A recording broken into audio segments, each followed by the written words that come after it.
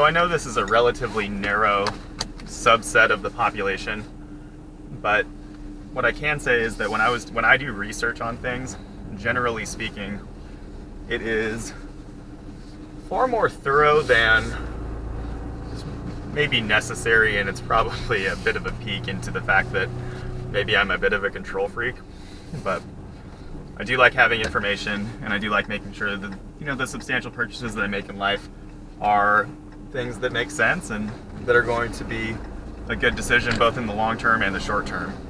So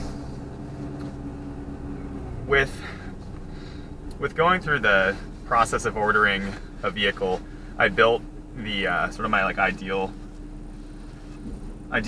truck online through the Ram website, and I did that several times just to make sure that I was building a consistent truck, and then to see what my estimated MSRP was going to be.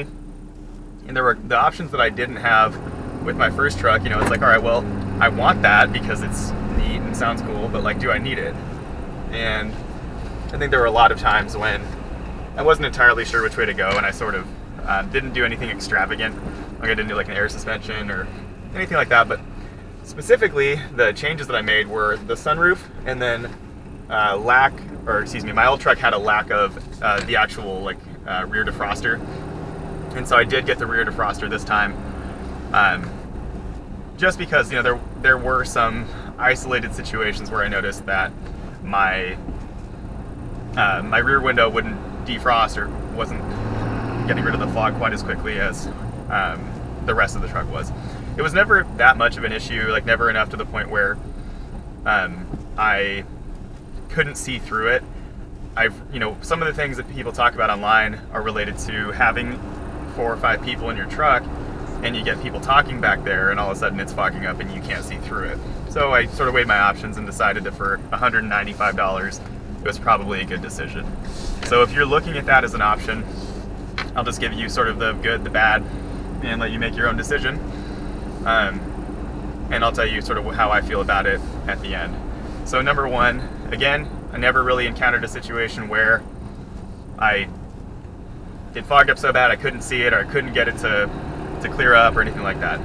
I don't generally have that many people in my truck, but I have before, and I have done it during winter time when it's, I think, more likely to do that. So with this new one, it does have a slider in it. Gone are the days where it was one or the other.